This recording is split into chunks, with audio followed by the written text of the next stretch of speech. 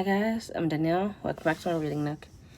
Today I'm going to talk about The Inheritance Cycle by Christopher Paolini. These books were released about 10 years ago, a little bit over 10 years ago, and I didn't read them, officially read them until I graduated from college. But let's get into it anyway.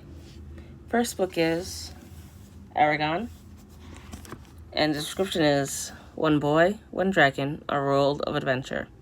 When Eragon finds a polished blue stone in the forest, he thinks it is the lucky discovery of a poor farm boy.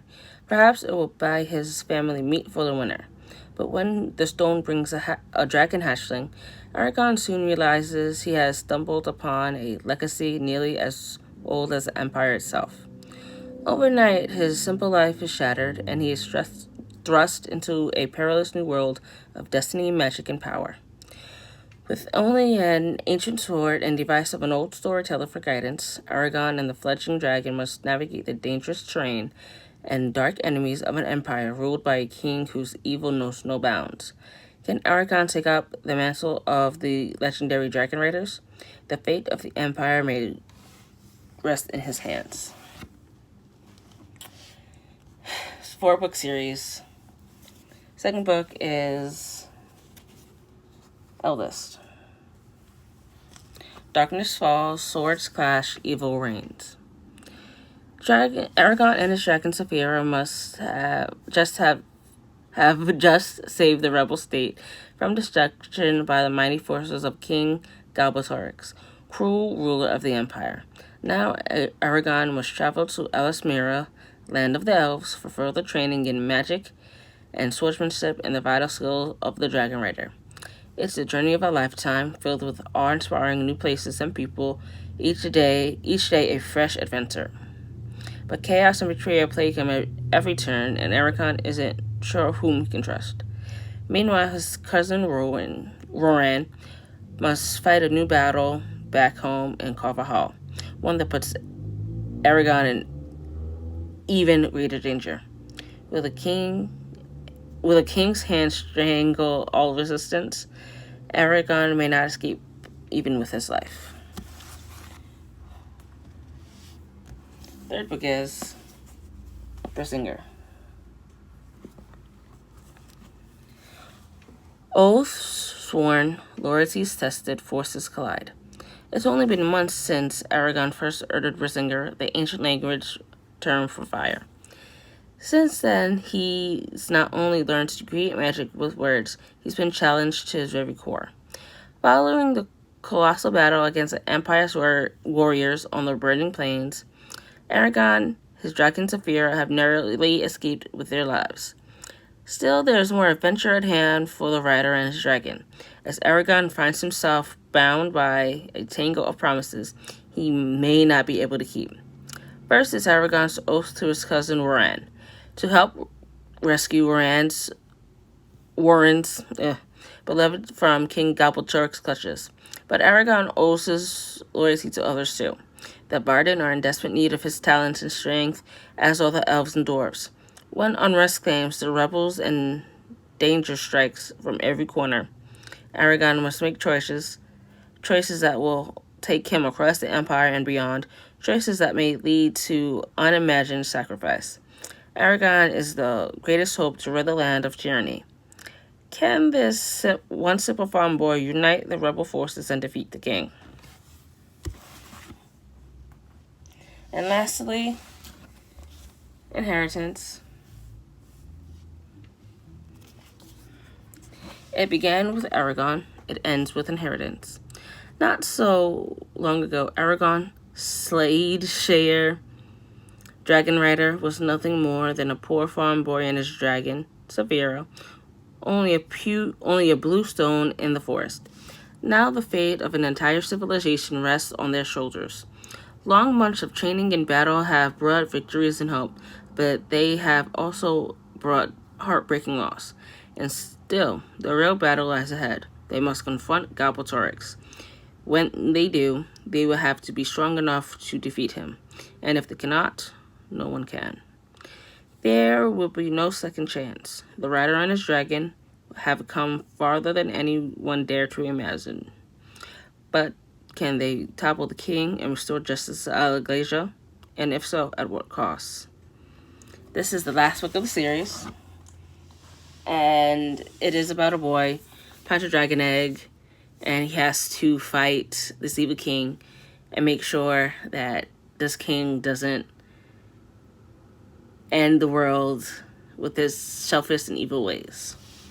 I read this series years ago, and when I read it, I thought it was a little bit hard to understand, but that was then.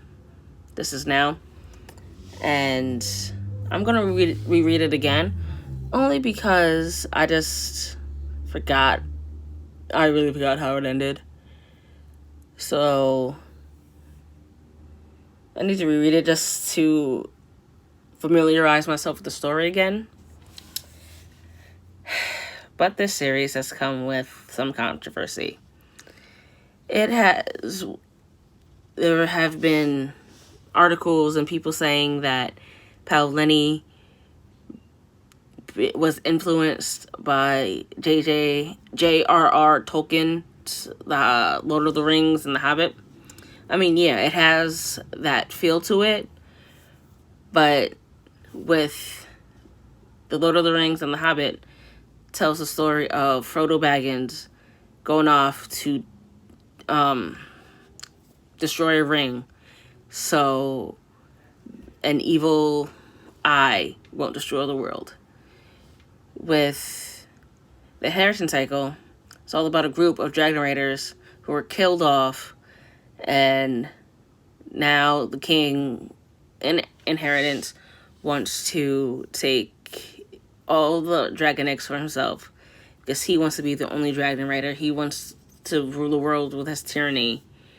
And the journey that Frodo went on is slightly different because he took his best friend, Samwise, with him on the journey to destroy the ring, while in Inheritance, Eragon just had Saphira. And with that, that's the difference. And also, Eragon trained with elves and dwarves. And yes, he made alliances with other people.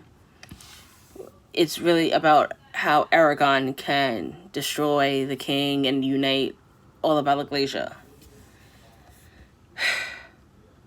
I don't know what more else to say about this series, other than it's a good series. I'm not gonna lie, I'm gonna give that, but I kind of wish that Paolini didn't use big words. He had a lot of big words in that series, but again, I read this years ago, didn't know what the words meant. Now I understand the writing style. I understand what he put in, how long it took him, and I am a little bit thankful that he wrote this series because I never read the Tolkien's books, only saw the movies. And there is a movie about the first book. Didn't do the book justice, only because they tied in everything, all 4 books, into one movie, and the movie felt rushed. But this is my opinion. All I'm saying in this video is my opinion, and that's it. But if you do like magic and elves and dwarves and dragons, you go pick up this book. I didn't love it, but I didn't hate it either. It's something that I'll read again and possibly unhaul, only because once I finish reading it again, I'm probably gonna be like, okay, I'm done. Here you go. But again, my opinion on everything in this series. That's it. Hope you guys have a great day. Hope you like, comment, and subscribe. Happy reading.